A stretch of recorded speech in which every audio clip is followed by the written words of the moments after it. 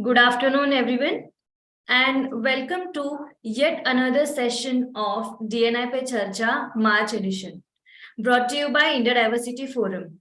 I, Ketki Bhagwat, welcome you to this month's DNI Pe Charcha.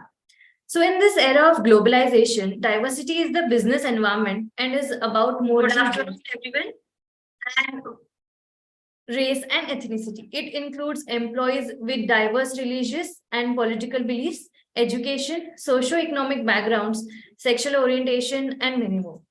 Companies are discovering that by supporting and promoting a diverse, inclusive workplace, they are gaining benefits beyond optics. To discuss on such an interesting topic, India Diversity Forum brings you to this exclusive panel discussion on topic ethnic and cultural diversity, potentially an even bigger opportunity. To begin with this charcha, I'd like to welcome our esteemed speakers for this session. We have Geeta Ji, Executive Vice President HR, HDFC Bank. We have Vasu Srivastava, General Manager HR, AIG Hospitals. And we have Nyan Shah, SVP and Global HR Head Emphasis. And our moderator for this session, Fazeen Khan, CHRO, Being Human. Thank you all the speakers for accepting the invitation and being a part of this panel discussion. Fazeen, all over to you. Hey, thank you, Ketki. Good afternoon, everyone, and my colleagues, my dear speakers. Welcome on this Charcha of DNI. So, without waiting much, I would straight away want to get into a session where you all can share your thoughts and your ideas in terms of what we would now discuss on this topic which Kate just mentioned. So over to you, Geeta. If I could ask you to give some inputs on how do you think or why do you think cultural diversity in the workplace is a win-win for everyone? Right. Thank you so much, Fazeen and Ketki. So happy to be here. Thank you for the invitation.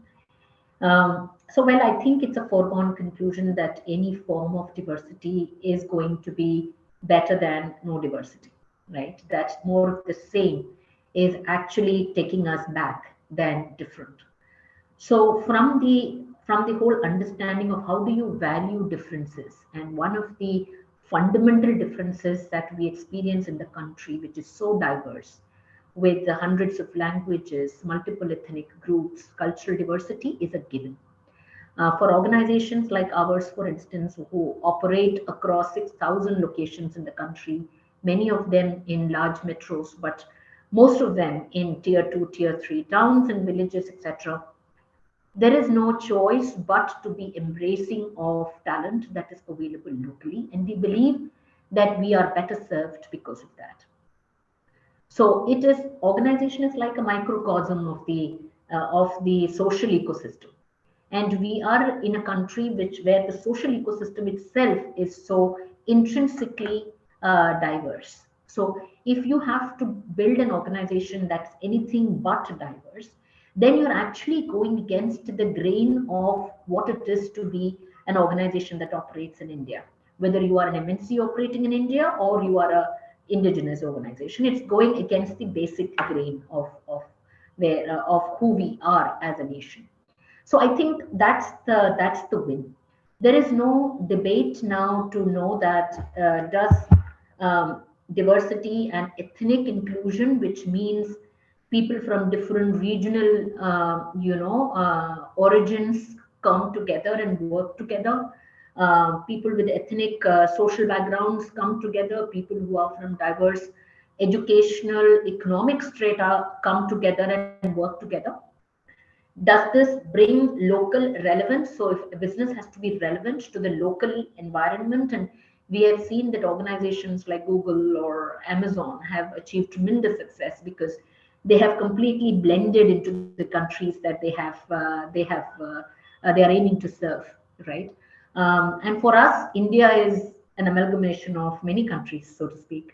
You drive down from north to from any part of North Kashmir to Kanyakumari, you will at every 200 kilometers you will experience a completely different country. People talking different dialects and languages, and what is important to them and what's not important to them. To that extent, there is difference. How they treat their women, how they look at women at workplace, all of that is changing. So organizations cannot now, therefore, run diversity and inclusion programs, which is one size fits all. It is important to recognize ethnic and regional diversities and create local relevance for the programs that you create. It also means immense win because you mirror the customer. So if a customer looks and speaks in a certain way in my hometown, which is Kerala, and that is different from how he looks and speaks in Nagpur, and that is different from how he or she looks and speaks in Bihar, then when he or she walks into the bank, what we as a domestic major bank can offer is a complete relativity to the customer and mirroring the customer persona, which is of immense value. And I think uh, that the growth of our country will come from tier 2, tier 3 towns and villages going forward. And with that context, this becomes even more relevant. It's also to be said that diversity brings thought diversity more than how people look and feel and how people are bringing out this. All of this leads to how they think. And many a times you are in a room full of similar people and you may completely miss a point, which somebody else, even if there is a woman in the room and all men, or if there is, a person with a differently abled person is sitting in the room and everybody else is abled person, or a person who is from a particular part of the country versus everybody else, or somebody who is graduated from a small town and can't speak good English, they are able to pick up something that everybody else who is Ivy League educated people in the team cannot pick up. So I think large organizations, global organizations, have already recognized the strength of bringing diversity into workplace and actively working towards it. But we are blessed to be in a country that intrinsically offers this on a platter. So I think it's a huge win-win for the organization and for the talent that is sitting across the country. I will leave this now here for my co-panelists to pitch it if they would like to add. Vasu, Dhyan, would you like to add something? So I was really thinking when Geeta was speaking, I was really thinking that we also have people from various states here. When she's talking about people coming from Kerala, so we have a lot of nurses because healthcare industry we have, around 60% of our staff, they are nursing staff and they are from the nursing. Then because depending upon the kind of patient we are having from a different parts of the country, so we have people from other parts like we have people from West Bengal. So I was just figuring it out that yes, it is definitely not very easy, but yet it is giving a lot of good results to the organization. It is for the betterment of the organization, and I've been seeing the difference in this particular industry over a period of time.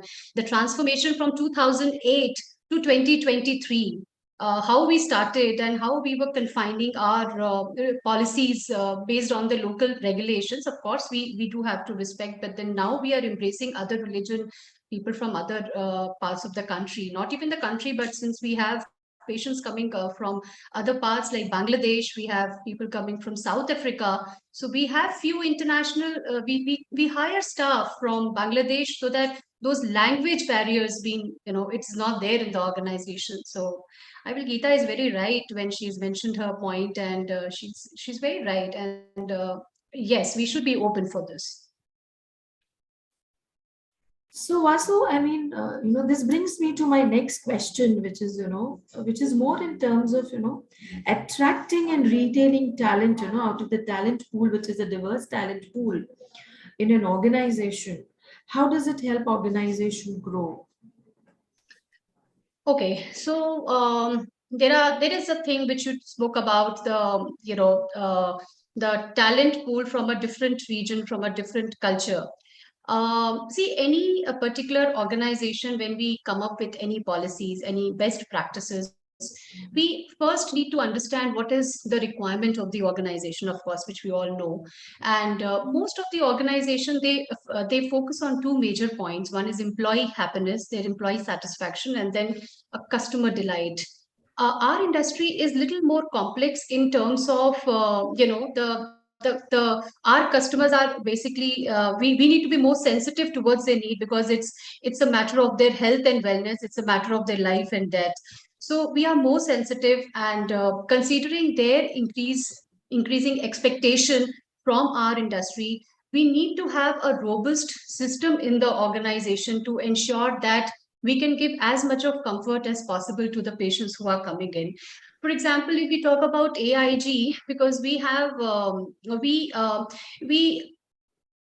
we have a tie-up or a collaboration with the Mayo Clinic. So, because of our hub in medical gastro, so when we talk about the gastroenterology in India, the highest volumes of gastroenterology patients are in AIG Hyderabad.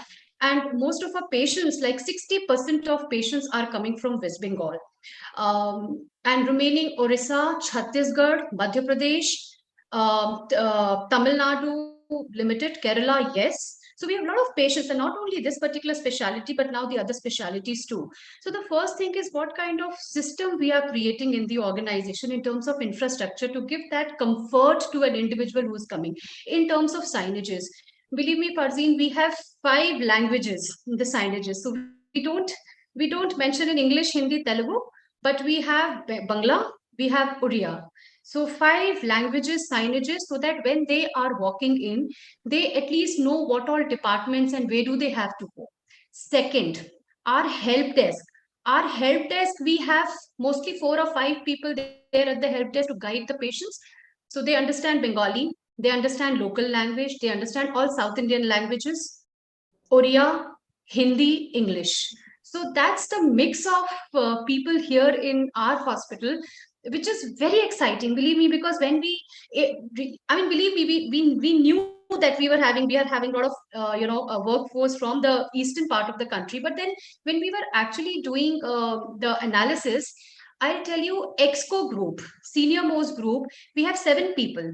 One is from Chandigarh, one is from Bihar, one is from UP, one is from Orissa, okay, one is from Kerala, one is from Telangana, and another one is Andhra Pradesh. So we have 7 people from different states. Coming to the staff strength, we have around 25% of workforce from West Bengal and Northeast. We have another 25% of workforce from Orissa, Chhattisgarh, and Madhya Pradesh. We have around 15 to 18% of workforce from Tamil Nadu and Kerala, and of course remaining from other parts of the country. So that's how we function, which ease out our process, and it really gives that win-win thing, organization is able to achieve, because ultimately our main objective is to give the best of services, the quality services. Another thing which we emphasize here is the mix of religion. Because most of the organizations, I have a flavor of healthcare. I'm sorry, I have not worked in any other industry before 2006. I was a part of media, but then particularly in healthcare industry, we have a mix of people from various community, because we have to operate 24/7, and we work on holidays, we work on Sundays. So we need to have a coverage. So in case if it is a Hindu festival, Muslims are there to cover that. Christmas, we have other community to cover it. So that's how we are left with no option. We have to embrace that, and we have to embrace that because this is the need of the organization, need of the business. One particular thing which I have observed in particularly our industry is a stereotype thinking, because we've organized so many conferences recently, women in medicine, women in medical gastro. So a stereotype thinking is something that women would do night shifts. So when nurses are doing night shift, so usually these questions are coming, particularly in the area of where they are technicians or the pharmacists. that they are not employing more, they were not employing most of the women because they were not able to provide the coverage of 24/7. But then the stereotype thinking also, we've worked on that, because when a woman is saying that she will be able to give a coverage, then why not? And let's not have that stereotype thinking of, women the working in gynecology and men would be taking care of surgical and the orthopedics department. So I think there were a couple of movies also I have seen where it's a very stereotype thinking. So usually when we go out, and we are also responsible, we medical affairs is a part of HR here. So when we hire doctors, we don't hire only women doctor for obstetrics and gynec. We hire men doctors just to break that barrier, that break that mindset. Women, I'm more comfortable. What is that? It's not a touch. It's a touch of a doctor. If any patient is coming, doctor has to investigate. Yes, there are certain regulations being formed. We need to respect that. So that's one such thing which we have come out of, and we've been thinking out of the box. Also, particularly in the place where I'm working, when I joined here around 4 years back, chairman is a renowned medical gastroenterologist. He mentioned that, Basu, we don't have a culture of celebrating any festivals. So initially I was wondering, what So is that? Vasu, if I can just hold you down for that, because that is my another question which would come up. But since we were on the attracting and kind of getting talent on board through diverse cultures, my next question is to Nyan, is that Nyan, if you would have to tell us something about the personal and professional growth opportunities which can be given to individuals in the culture which is more culturally diversified and a more ethnic culture. Would like to hear from you on that. You're on mute. Yeah.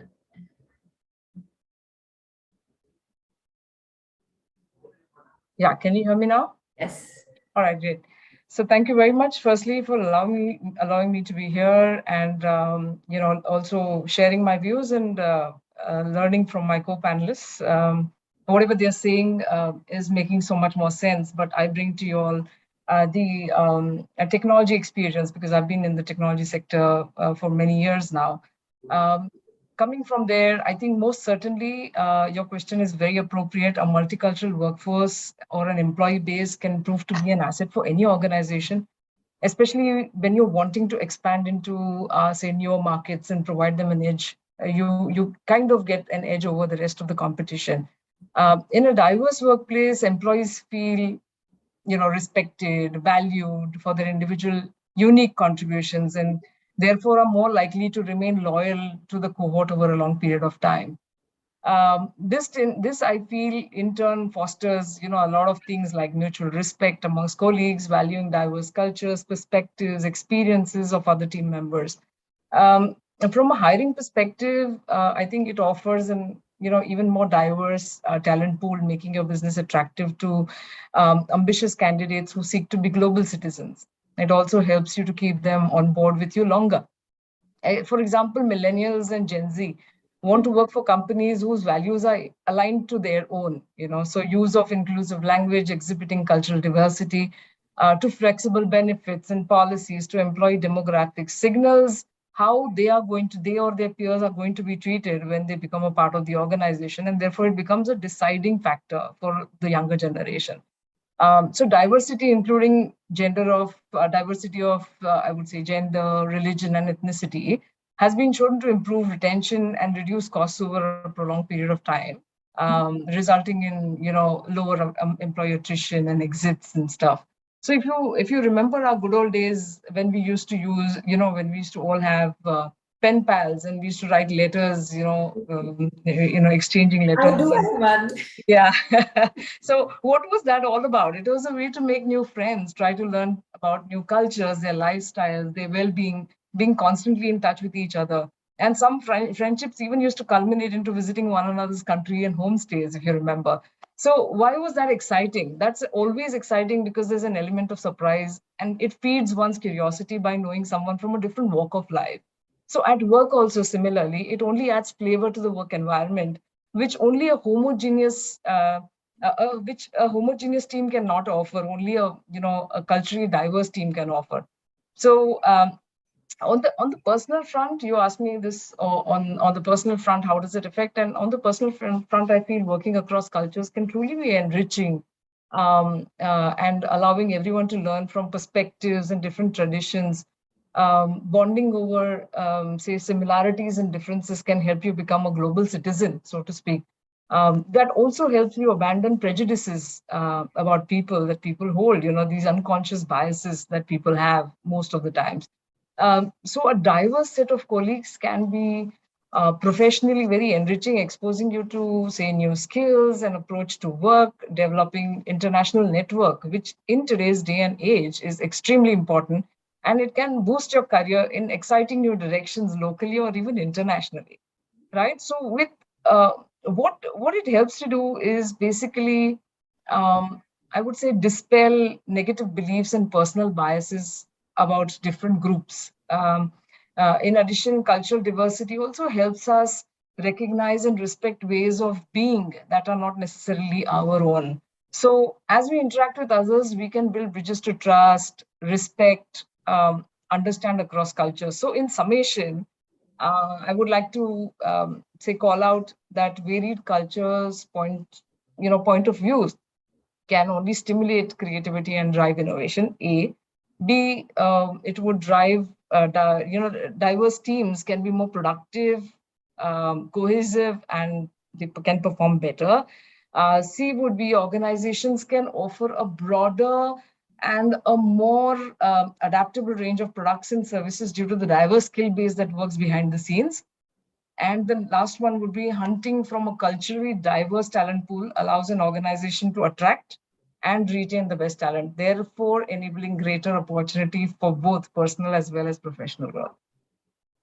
Okay, that's indeed a detailed, I think thought similar like, Vasu. I think it's indeed a, very matured panel here, in terms of the diverse work experiences which each one of us bring onto the table. I think, and the discussion is also moving towards that direction. And if I could just pick up one point from yours, Dhyan, in terms of, creativity and innovation. Does this really happen? And this question is to Geeta. Does, diverse cultural perspectives inspire creativity and innovation actually at organizations? Okay, I'm not sure it inspires, but I think it's a technical fact, right? Because when you come from different backgrounds, when you come from the same background, your thought is influenced by your experiences. So you're born to a certain social sector, economic strata, have went to an Ivy League college or not, or you're from a particular region in the country. The chances are that the thought that you bring to the table, if five people are in the room, are more or less similar. Okay. Now there could be differences based on each person's individuality, but if you were to scientifically look at it, your thoughts are influenced by your experiences, and those experiences, if they are not diverse, if they are the same, then the chances are that 80% of what you bring to the table will be similar. Okay, so I would say I don't know about inspiration, but it is a technical fact that if there are people, five people in the room, and five of them are from different backgrounds, the discussions are going to be richer. The conversations are going to bring in multiple perspectives of the same problem. Each person will look at it from a different point of view, and the organization or the team that is looking to find a solution, most certainly, if of course, if they are geared to pick the best, then the chances are that the solution is far better than otherwise. So I think that's where I would leave it. uh, I Mm-hmm. mean, a simple fact that we know now is that when children of mixed ethnic backgrounds end up to be taller and smarter, right? And yeah, because there is a genetic pool selection which selects the best from both parents, right? So over generations of children, and if you have mixed breeds within that, chances are those kids end up being taller, smarter, physically more endowed. So these are realities. So I don't think there is any doubt or a debate that we need to now get into. But do organizations actively look at seeding this? I think technology companies have, to some extent, brought this into a reality and actively doing this, as in consciously putting teams together that are more creative. I mean, more diverse, and therefore measuring creativity and output over a period of time, etc. The advantage there is that they are all sitting in a same location. You have you're bringing people from across the country into a large infrastructure space in one part of the country. You have, all of them to study and to work with for a longer period of time. But for distributed organization like ours, where in a branch, in the smallest branch, we may not have more than 5 people, or in some cases even smaller. There, to bring this to reality and to measure it can become difficult, because if you have a branch in the village, the chances are that all of them in that village, all of them are from that village. Okay, so that's what it is. But when they contribute to larger discussions, when they bring in their issues to contribute to solution finding at a product design level, or a distribution solution, then those perspectives are different from how people in other parts of the country or in metros are looking at it. So I think it's a foregone conclusion that creativity and innovation is better served if you have more diverse people.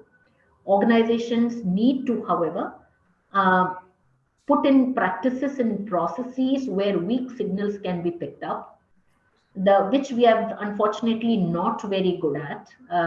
If in a room there is one guy who is different from others, but said something passingly because he wasn't confident to kind of break the big voices in the room, but he just said something which probably was profound. But as a manager or a team leader, you completely missed it because you heard all the loud voices, right? So the organization's ability, the manager's ability, the processes that we built in to pick up weak signals, to actively nurture and track how creativity is born from diversity, and to actively run experiments around that can then build confidence in the organization. So few examples, and now we are blessed with technology and AI churning out data after data, and we can actually, pour through that to tell a story that will, give us insights that we were probably never able to do that before. At some point, for instance, we were trying to see if there are internal networks, with the informal networks in the organization, where you have a formal network where people are, hierarchically linked, etc. But there are informal networks, and we were trying to see if these informal networks are people are reaching out to people with same ethnic backgrounds. The answer is no.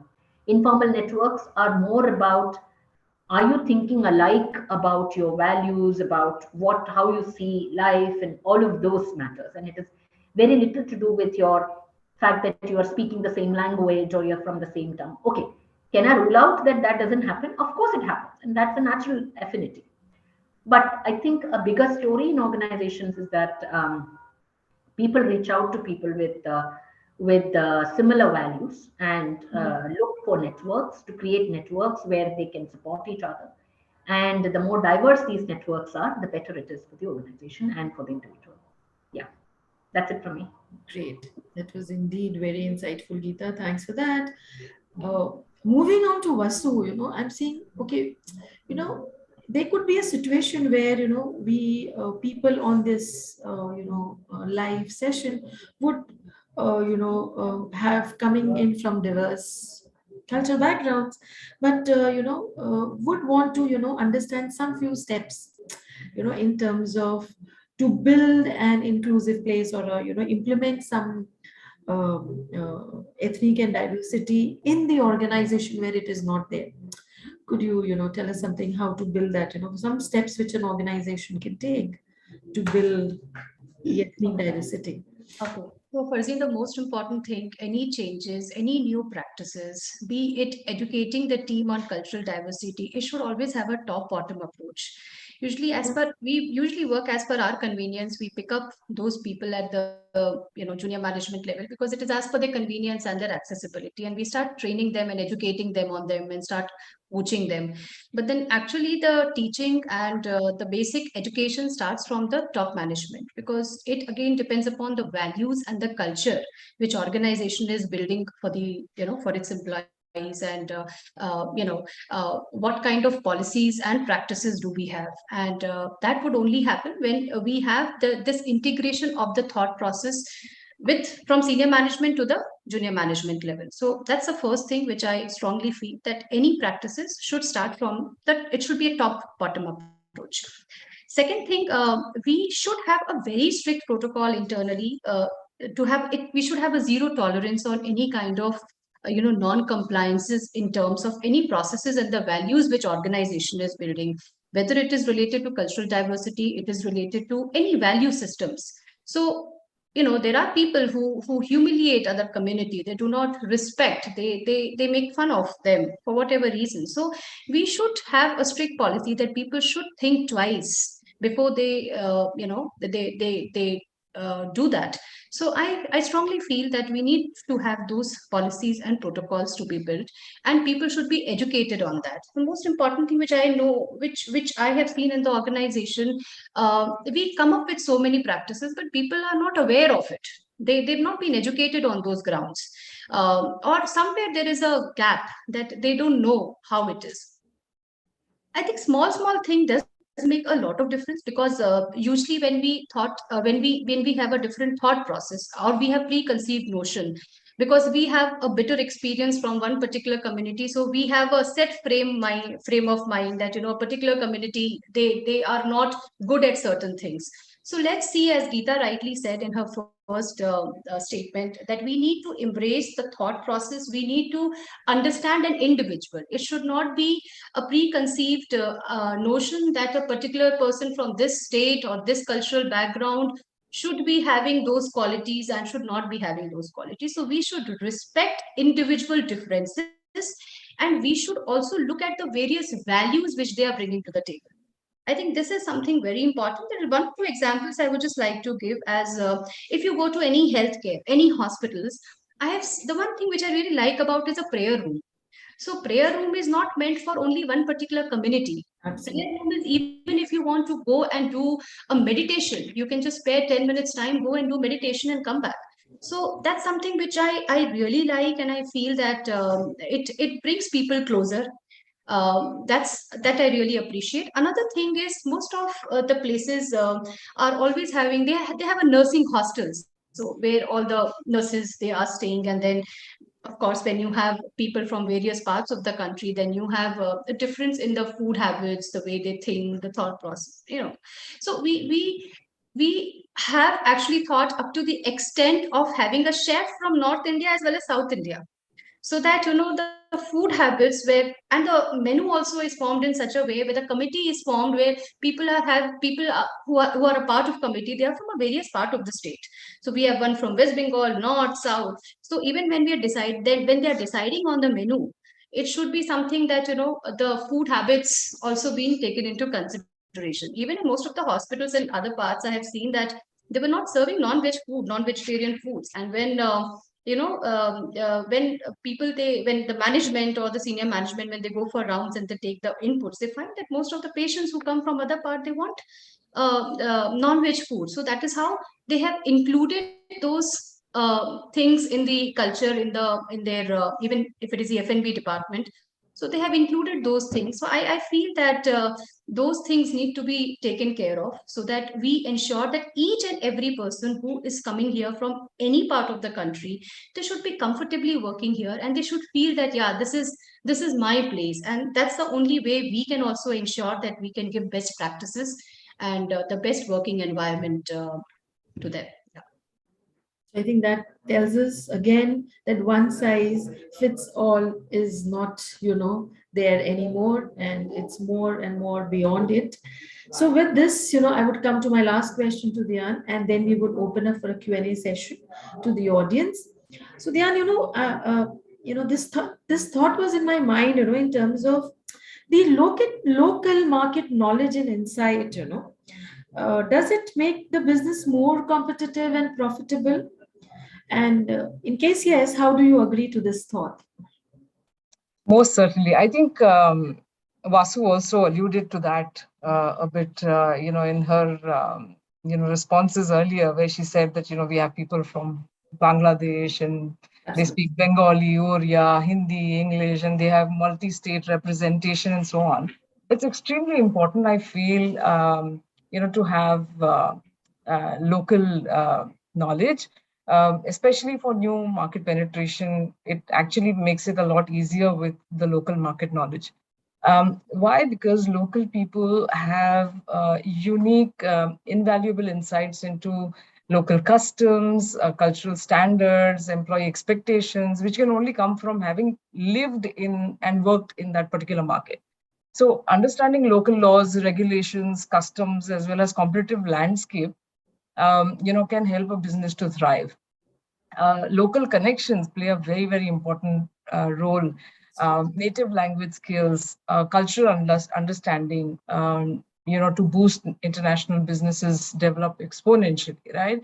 Not just in India, but, overseas also. There are so many different languages that people speak, and we do work in so many different parts of the world. So it becomes extremely important. Like when we just set up our Germany center, it was very important for us to have people who speak German and who speak the local language, who understand, the lingo and also the laws of the land.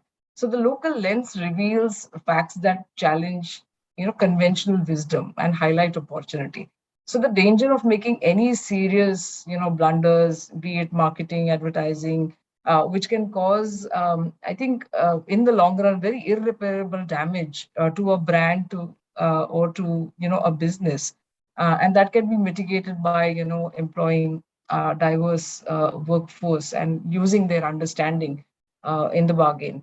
Addressing stereotypes and beliefs also can be particularly challenging for colleagues from polite and differential cultures. Like, for example, professionals from Asian countries such as Vietnam or Japan may feel less comfortable speaking up and sharing ideas, particularly if they are new to the team or if they are way too junior in the hierarchy. Uh, you know, on the contrary, assertive colleagues from maybe the Western world, the Western Europe or the US, or even for that matter, some Scandinavian countries where there is a lot of emphasis on flatter organization and flatter hierarchies. They are more inclined to speak up in meetings and do negotiations. These cross-cultural communication is extremely important, and it comes down to much more than just spoken words. So many times it so happens that we need to understand these nuances of even non-verbal communication, like becomes very important because it can, be a maker or a breaker at times, like things like comfortable levels of physical space, making or maintaining eye contact, and even gesturing can all be vastly different across cultures, and it can easily be, misunderstood as well. So even something as simple as greeting or a shake hand has cultural implications that should be considered in a work environment. And all of this comes with local information, local knowledge, and local experience. For instance, I do have a first-hand experience in my case. When I was operating from Europe, I realized that the sales team used to start way too early, which means they left their homes, much earlier to beat the heavy traffic and minimizing transit time. And that was because the local clients preferred meeting the sales guys in the first half rather than the second half, really. So by the time I used to reach office and get warmed up for the day, they would have spent a couple of hours already at their desk and would be ready to hit the field running.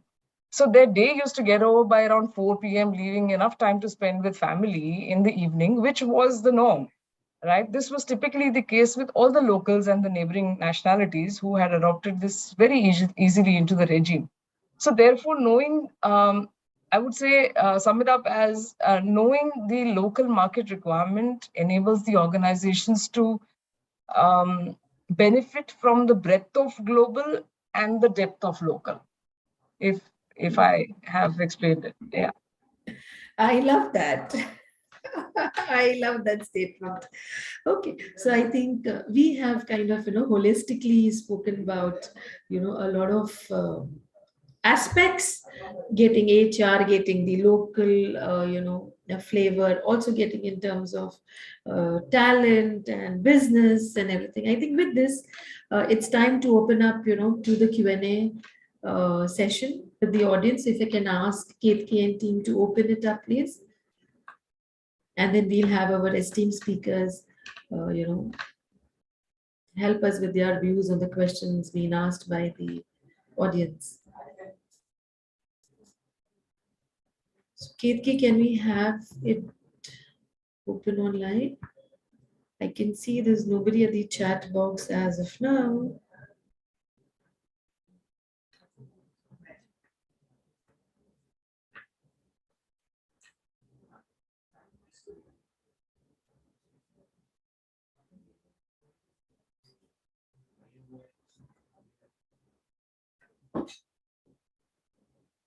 Yeah, I was just going through it.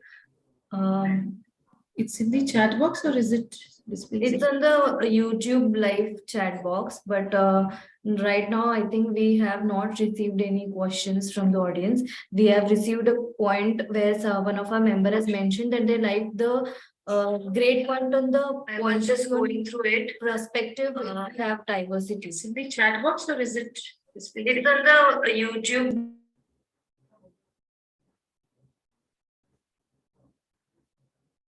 I guess there is some technical glitch. So, Ketki, we are with you. You can let us know. Yeah, so that we just have received one comment that the member agreed to the point of view what you had shared. Great. So, I think we should give another 1 more minute before we wind up. So, Ketki, you can be online and tell us in case there are any questions. And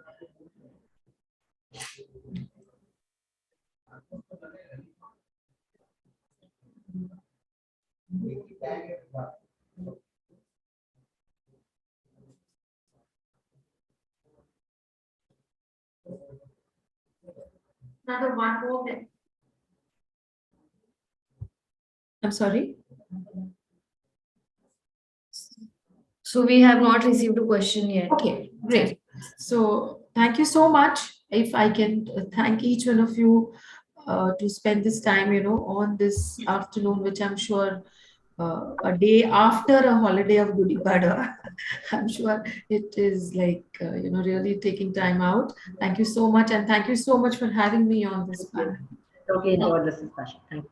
Thank you so much. Thank you so much for all the speakers for accepting the the calendar, and having you on this panel was very great. It was a great session and great insights shared by you. So thank you so much, and we'll be back with our next DNI Charcha next month. Thank you, Sure. Katie. Thank you. Thank you so much, all the panel members. Okay, bye-bye.